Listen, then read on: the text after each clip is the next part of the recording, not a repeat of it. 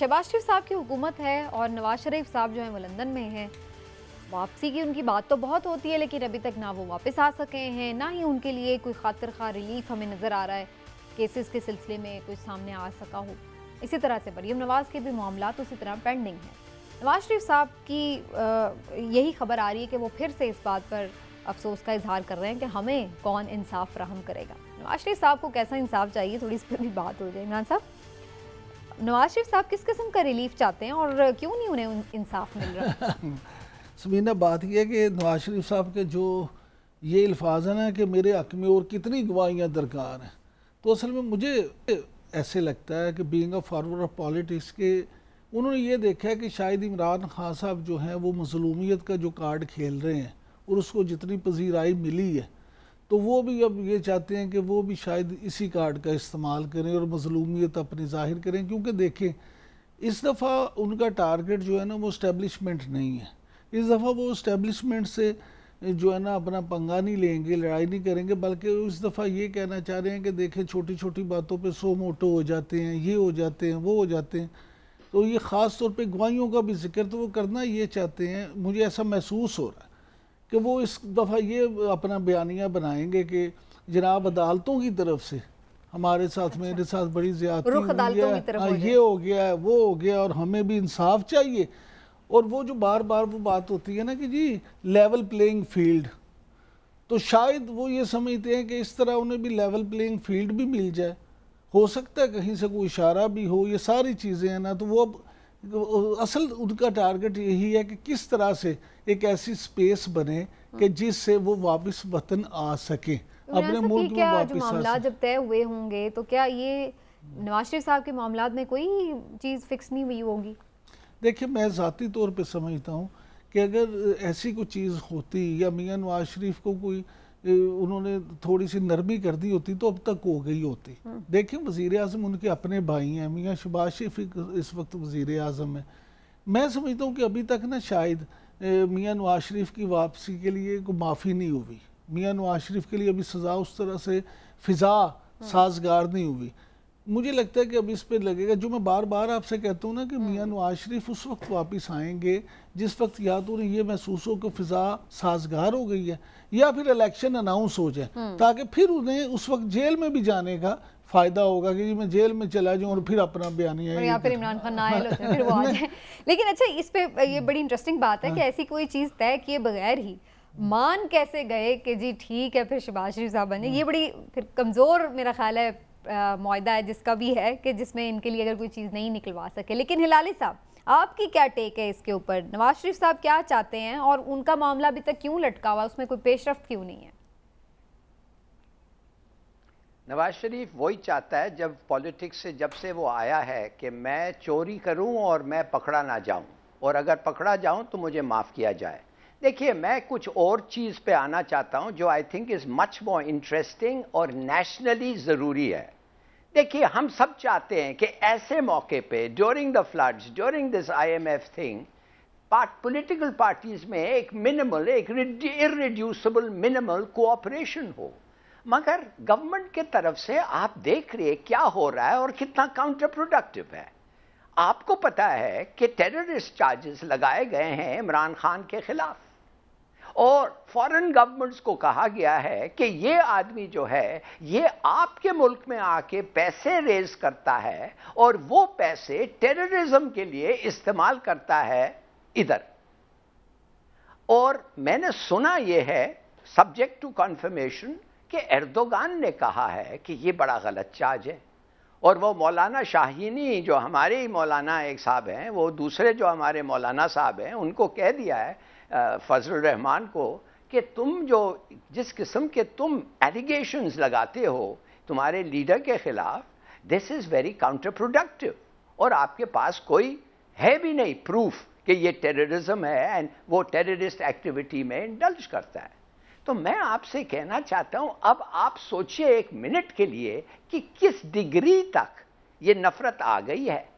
और मैं फिर आपसे पूछूंगा कि ऐसे माहौल में हम किस کیا باتیں کر رہے ہیں پاکستان لالی صاحب جو ٹیررزم کے چارجز ہیں وہ یہ تو نہیں ہے کہ وہ کوئی خودکش حملہ آور تیار کر رہے ہیں، وہ تو یہ جو ڈرایا دھمکایا گیا ہے دلیا کے ججز کے حوالے سے، یہ ان کے اوپر چارج لگایا ہے کہ ڈرانا دھمکانا دلیا کے ججز کا آپ ٹیررسٹ کے چارجز سے ڈرتی نہیں ہیں؟ مائی گاڈ میں یہ بتا رہی ہوں کہ اس پہ وجہ بتائی گئی ہے، وہ یہ میرے علم میں تو یہی ہے کہ یہ وجہ یہ تو نہیں ہے کہ وہ کوئی خودکش حملہ آور پروڈیوس کر رہے ہیں بیٹھ کے یہاں پہ۔ دیکھیں یہ جو سنی سنائی بس آپ پالیٹکس میں آ جائیں، میں آپ کو ووٹ کروں گا، پلیز آ جائیں۔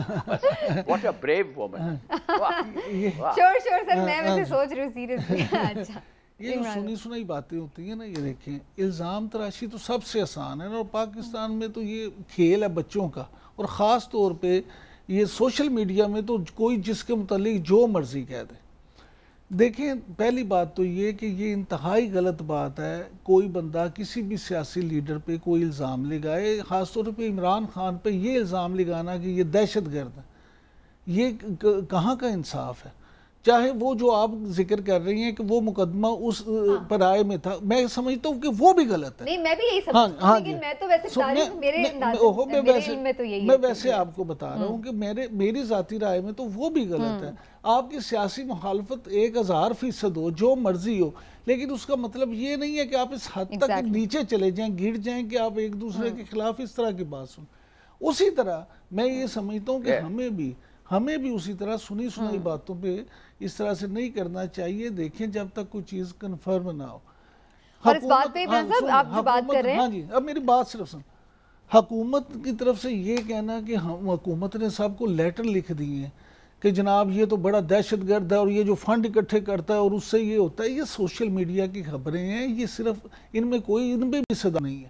ہمارا المیہ یہ ہے کہ سوشل میڈیا ایک ایسا شتر بے مہار بن گیا ہے کہ جس کے دل میں جو مرضی آ جائے، کوئی بھی انکنفرم چیزیں جو ہیں وہ آ جاتی ہیں، وہ جو ہے نا لائسنس ٹو کل ہے، وہ چاہے تو اسی وقت کو ٹویٹ کر دے، اسی وقت کو ویڈیو کر دے، کوئی پوچھنے والا نہیں، کوئی روکنے والا نہیں، کوئی ٹوکنے والا نہیں۔ بالکل ٹھیک۔ اور اس میں جو یہ بات ہے دہشت گردی کے چارجز والی، عمران صاحب یہ تو پچھلے ہم نے ویک میں دیکھا ہے انٹرنیشنلی اس پہ کتنا ریاکشن آیا ہے، اور یہ مزید آئے گا۔ دیکھیں عمران خان اس قوم کا ایک سرمایہ ہے، ایک لیڈر ہیں، ایک قومی جو ہے نا وہ سطح کے انسان ہے، سیاست سے پہلے بھی ان کے فلائی ہیرو تھے، وہ ان کا ایک ویلفیئر کا جو سارا ہے فلائی کام دیکھیں، کرکٹ میں ان کی خدمات دیکھیں، تو آپ ایک دم سے ایک کو ایسے کر دیں، ایک دم اس کو دہشت۔ ہلالی صاحب کچھ کہنا چاہیں؟ جی ہلالی صاحب۔ میں صرف یہ کہنا چاہتا ہوں کہ یہ چارج ان کے خلاف لگانا، اب secretary general of the United nations ایک چھوٹا سا 2 سینٹنس کا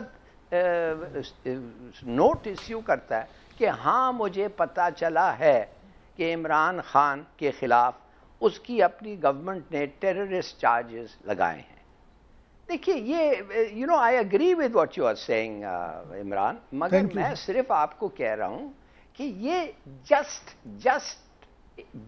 ایک سینٹنس سیکرٹری جنرل کا کہنا پاکستان کے بارے میں کہ اس کا ایکس پرائم منسٹر جو آدمی آ کے بڑا اچھا امپریشن دیا ہے پورے دنیا کو اور خاص طور UN میں، اس کو کہنا کہ تمہاری اپنی گورنمنٹ تمہارے کے خلاف ٹیررسٹ سیڈیشن چارجز لگا رہا ہے، I mean I'm very sorry۔ Hilali صاحب زیب کیا نہیں دیتا، میں تو اس سے بھی اگلی بات کرتا ہوں کہ دیکھیں یہ ہم نے انہیں موقع دیا تو انہوں نے یہ کیا نا۔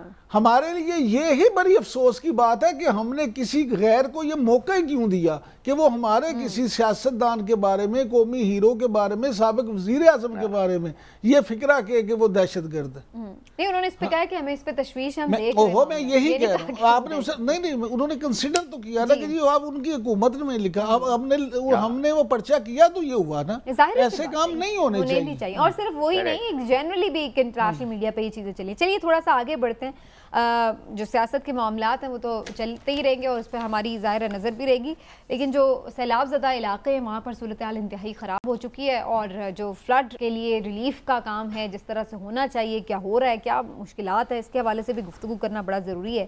تھوڑا سا ہلالی صاحب سے پہلے کامنٹ لوں گی۔ ہلالی صاحب آپ کے خیال سے گورنمنٹ کی ڈونیشنز ہوں یا لوگوں کی ڈونیشنز ہوں، اس وقت پرائرٹی کیا ہونی چاہیے اور کیسے ان سب لوگوں تک پہنچنا چاہیے، میکینزم کیسا ہونا چاہیے؟